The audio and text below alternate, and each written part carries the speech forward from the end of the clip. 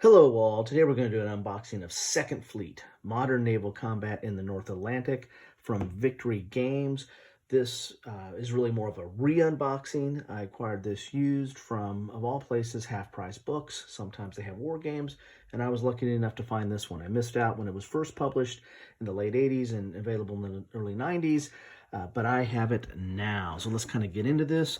This is the Second Fleet, which was the second in the series, the first one being the Sixth Fleet and dealt with the Mediterranean.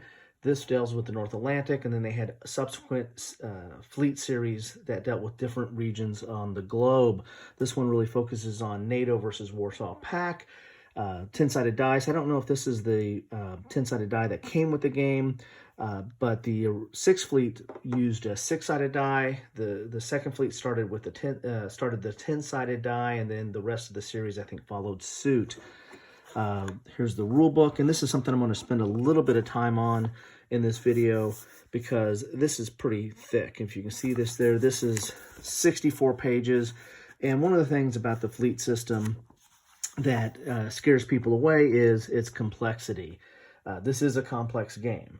I don't want to lie about that or kind of candy coat that. There's a lot of information on the counters. That's another thing that kind of scares people away. But there's all kinds of different types of combat that it needs to try to simulate. There's anti-sub, there's surface-to-surface, there's surface-to-air, there's air-to-air, there's even ground units. So there's all kinds of different types of combat, and so the units have a lot of information on it. And the rule book at 64 pages can really be a little daunting. But I'm going to spend a little bit of time going through the rule book to show that it's really not as complex or as scary as it might look at first blush. It is, something that you can actually play. This is a very playable game once you kind of break down the rules. This game was mostly punched. The only thing that wasn't was this counter sheet, which is mainly land units. You have Marines and commandos. Of the red is Warsaw Pact, and the green is the NATO. Then you have some other markers in here. You also have player aids in here. There's 2 player aids that have most of your charts, one for the NATO and one for the Soviet. And this has all your charts that you need, like the train chart, the sequence of play, which is very important in this game, your NATO-based victory point chart. That's kind of one of the things that determines victory points is, controlling bases. You have your combat summary, your combat results table, your combat results table, armistice. There's a little bit of politics going on in here, weather, which again, some of these rules are optional. That's another thing I want to get into the rules here. You can add on. So some of these rules are optional. You don't have to play the most complex version of this game right out of the box. You can kind of ease into it. Then you have a player record chart. And then both these are somewhat the same in that regard. Then you have 2 maps here, which again, this is dealing with the North Atlantic, and a lot of the information is on the maps. There's a lot of charts on the map, your reinforcement charts, your combat tables, your task force. You're going to move units in a task force, and that's one of the things that's interesting in this game, that what your stack looks like. So it's very dependent upon where the unit is in the stack. If it's on the top of the stack, it can get supported from the stuff that's below it. If it's lower in the stack, then it's going to have less support. Again, kind of a different thing, different way to handle how the units are, or where they're positioned in the fleet. Then you have your different zones here, like the North Atlantic zone, Iceland zone, and what have you. And this shows you like return to base. So you're going to have markers on here, or send your air units or your combat air patrols might be, they're going to be on the board, but then your unit's going to be returned to base, or there could be mines, or there could be other things that you can mark on this that shows what's going to happen in the zone. Here's your unit description, which is, as I said, can get relatively complex. If you look at a typical unit there, you have movement allowance, defense value, your ASW, which is your anti-sub warfare value, SSM value, which is the surface-to-surface, and then your close combat value and your anti-air value. So all those different things on a surface ship, and then you have similar indications on an air unit to the extent that it has those combat capabilities. It has the addition of bombing, and then on submarines, you have addition of torpedo value. So a lot of information on the counter. Again, that tends to kind of have people shy away from this. So again, you're going to have the North Atlantic. So you're going to have basically everything from Norway over to Greenland, which you're going to get, and then you get to this part of Norway over here. Here's Greenland here. Then you have the second part of the map, which covers probably the southern part of the North Atlantic. So you're going to get England in on that, the British Isles, and then all the way over here to more of Greenland. Okay, and since it's mainly focusing on naval, you're not going to have a lot of terrain features in here, but you're going to have some I think these might be sub-oceanic mountain ridges, which is going to affect like your submarines. And then you have some red markers up here. This deals with detection, the detection zone that I believe NATO had put out there. That's going to affect again, detecting submarines and forces that way. So a lot of information's on the map and holding boxes for those kind of units. You get some other player aids here, but these are reinforcement charts. The reinforcement chart for Soviet and the reinforcement chart for NATO, reinforcement and replacements. Then you get a pad here, and this is an advanced rule. This is your logistics roster to keep track of like fuel and ammo and the like. And you don't have to play with that rule. This just gives you a little bit more detail and added realism. I put those in air quotes there, that you can play the game with. Here's the counters, and this, I believe it probably came with the counter tray. Victory Games did that at a time, and this looks kind of like a Victory Games counter tray. But you have your counters here, and again, as I showed you from that other thing, they have a lot of information on it. Here is a ballistic submarine. So then you have some more here. This happens to be a nuclear submarine here. So those are your counters. You're going to have your different types of units. I showed you, you're going to have submarines, you're going to have ships, and you're going to have aircraft, and then again, there's some land units in there as well. But what I'd like to spend, I guess, the most time on here is the rule book, because, as I said, this is a relatively complex game and looks a little daunting, but once you kind of see how the rule book's breaking down, it kind of takes some of that away. So a lot of this is just describing about what the counters are and the types of counters. You have your designation of what is on the counters, which you have that on the map as well. And then you start with the sequence of play. So we're really into page 7 here, starts with the sequence of play. And that's only a page. So you get your full sequence of play on page 7.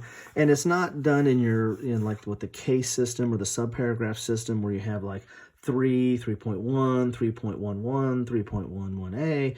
It's, section 3, A, B, C, and then some subparts here, but it's laid out relatively coherent and easy to get through. So you have your sequence of play, then you have your action phase, and your action phase is a page and a half. So it talks about your action phase. How does that work? What's the order of that? You're going to get into your movement, how you move units. And again, you have the 3 basic types of units. You have air, sea, and land. So here's your movement, okay? And that's about a page and a half or page and a third. So you got like a little less than half a page here, and then the rest of the page here. That's it. That's your movement, okay? Stacking. You've got about a page and a third on stacking. You've got strategic air missions. Now, this is a little bit more complicated because you're talking about air combat and intercept missions and reconnaissance. So this gets in a little bit different or a little bit more complexity. And that's where these boxes came in that I showed you earlier, the boxes that are on the map board on recon and tactical coordinates and intercept and the like. So that's where some of those are going to come into play when you're doing your strategic air missions. You have combat air patrol, and that's basically taking an air unit and putting it above a certain spot, usually above some of your ships, to do air patrol, to kind of give it some protection. You have detection, which is very important in a war game, especially a naval war game, of where are the units. It's going to be harder to detect submarines, but you have a lot of open sea, so you need to detect the units before you can do combat with them. And so you have half a page there, and so it looks like it's about 2.5, almost 3 pages of the detection. Well, it's about 2 pages, a little over 2 pages of information on detection. You have combat. Of course, this is going to be the heart of the game. It's 1, 2, 3, 4, 5, 6 pages. All right, so that's the biggest part of the rule book, is the combat. But there's all kinds of different types. There's all kinds of different steps to this. You have initiation of combat, combat values, torpedo combat, surface-to-surface combat. So it's going over the different types of combat you're going to have based on what the unit's capabilities are. Bombing combat, which is going to be for your certain of your air units. Anti-submarine warfare, air-to-air combat, and then combat for bases. So although it's the biggest part of the rule book, but this is the heart of the game, and it's really based on the different types of units, and they're going to go break it down on the different types of units. You have damage. Look, that's less than half a page. How you do damage. Then you have special units. So you're almost getting almost into somewhat of an optional rules here, and that's at page 24. So, and then the scenarios start at 25. So 24 pages actually start on page 7. So really 17 pages of rules, and you're playing this game. So it's really not, and for a veteran war gamer, this is really nothing. For even a moderate war gamer, this is very digestible. This is very something that you can really get into with not a lot of effort. You have your scenarios that you go through. Then you get to the advanced rules, which is on page 37. And you don't have to add all these in, but they go into like time of year, weather. Those two are kind of related. And given this the North Atlantic, it's getting into darkness and drift ice. And then the invasion of NATO bases. So you're getting into some, and these sections are not that big. Here's a page, so maybe 3 pages are invasion of NATO bases, but that actually brings in a whole new victory point element and how you deal with that. Remember those red hexes I showed you, or those red indications? This is dealing with that surveillance system of detecting and helping you detect stuff in the North Atlantic. Logistics, and that's where those sheets come in. Now you get into the logistics, and this is something that is completely optional. You don't have to play with this at all. Tactical nuclear warfare, completely optional. Deep mode, there's some counters for that I didn't have punched out yet. That deals with the deep mode option. It's really going to affect if submarines go into the deep mode option is going to affect its combat, but also affect its ability to be detected. Mines that are optional. Then you have just true optional rules, cruise missiles and B-1 air units and the like. So, and then you get into politics, and that's your last bit of your rules. And then you're on to, so reinforcements, Soviet strategy, and then you get into the advanced game scenario, which is on page 51. And then the last of these, you get the advanced scenario, and then some of these last pages are just explanation of the forces. It's kind of almost designer notes, going into the history, giving you context, talking about the different units, and then you kind of have an order of battle for the different countries on there. So that's it. I mean, this is, again, I found this not as daunting as I originally had thought it might be. And if you want to get into naval warfare, there's kind of a resurgence of naval war games that are coming out, especially modern naval war games that are coming out. And I believe actually that the Fleet series is going to be republished. I believe, I'm not 100% sure, but I believe that Compass Games has the rights to the Fleet series, and they're going to do a republish. I don't think they're going to necessarily redo the game system. I don't know, but as my thoughts, what I've heard is that I don't think they're going to redo the game system. They're going to republish it. Compass does like one of two things. Either they go in and they kind of redo it, or they're just going to do a straight republish. And most of the republishings are just straight republishes. They might update it a little bit to bring it up to the standards of today, but it's a straight republish. And Compass has done a lot of naval war games recently. They have the South China Sea, and then they're issuing the Indian Ocean, which is, again, modern naval warfare. And so there's also the Blue Water Navy, and they're going to do Blue Water Navy Pacific. So Compass is becoming kind of the center for this kind of type of combat and these kind of systems, and somebody to keep a lookout for. So if you're interested in this, you can probably pick this up. You have to pick it up used, because this game was published in the late 80s, early 90s, and but there's going to be a republishing of it if you want to wait for that.